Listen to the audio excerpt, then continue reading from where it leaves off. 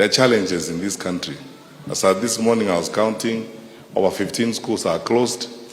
We have very fundamental challenges. In fact, today, I would like to step out of the political thing and speak as a responsible parent and a responsible citizen and ask our president, the minister, and the people in the education sector.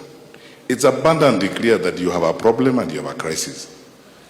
And there is no reason why to be arrogant and refuse to accept what everyone can see. Muko na shida.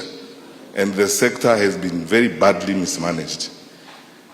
Next week, when we have the retreat with my colleagues in the opposition, I'm going to plead with them that we now look for an opportunity for an all-parties conversation on the education sector in the country. Because you see, we can keep pointing fingers at the government and blaming the government and saying this and saying that.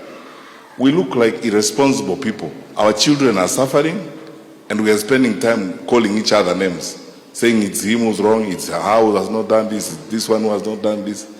Personally, I would like to say sincerely, as a believer, that on that one issue, we can have whatever political differences we have or whatever it is, but on that one issue, and I hope His Excellency, our President, because we respect the Constitution and we have to respect the Constitution. William Ruto is our President under the law, and we have not suspended the Constitution. So I hope our President will see it as a genuine and sincere need for us to have an all-parties conversation on the education sector in the country. Because it's a crisis, and it is going to blow up sooner than we think. Because when you see the number of kids we are losing in school, 21 burning to ashes, 16 dead, and as my brother says, principals are not able to run schools, they have no money, and the cost is going through the roof, 110,000. We look at those fee schedules, I look at them, I have relatives, we are educating people. I don't think there's anybody here who's not educating a child, even if they are not yours biologically. We're educating a lot of people, relatives and so on. I ask myself, who's going to pay a national school fee of 115,000? The reason why we were putting money in education when we were in the government is so that we make education available and affordable to everybody. Because it's the equalizer to all of us. Sisi tunataka watoto waende shule, waendelee kusoma. And we must manage the sector responsibly. There are some solutions that I think, instead of looking like we are criticizing the government all the time, there are some solutions that are within reach. I would advise, this is unsolicited, I don't have to advise the president, but if I was there myself, I would appoint a PS in charge of transition and the new curriculum. That's what we advised Uhuru. Uhuru had a PS in charge of curriculum and transition to focus on how we're implementing the CBC.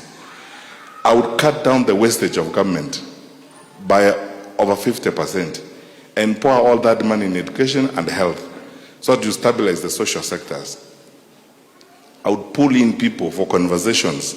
The Seventh-day Adventist Church has invested in education. Look, many of our churches, the Catholic Church, we used to have endless conversations with the Conference of Catholic Bishops and our pastors because they have a stake, they have an interest. Dr. Mtero here, who leads the education sector and one of our leaders in the church, you can't assume they don't know what is supposed to be done. We listen to them, we sit down with them and work with them. And then slowly we work with the professionals. I would ask the president to get a caucus of these people, plus the role players like the Secondary School Heads Association and so on, and have a honest, all-parties conversation on the crisis in the education sector. Otherwise, we are going to lose all our children, we are going to lose a generation, and it's not good for the country. So, I will plead with my colleagues, even those ones in the opposition, safari tuweke sasa shida zetu kidogo kando na tofauti zetu, kwa hii issue moja tu ya elimu ya watoto wetu. Tukae chini tuone vile tunaweza kuzungumza, and I hope the government will also be reasonable and stop being arrogant and face the challenges they face. And the president can get competent people, they are there in the country. Even within his own group, he has competent people. Let him look inside. He doesn't even have to go outside his group. He can get more competent people within his own group to assist him to move this forward.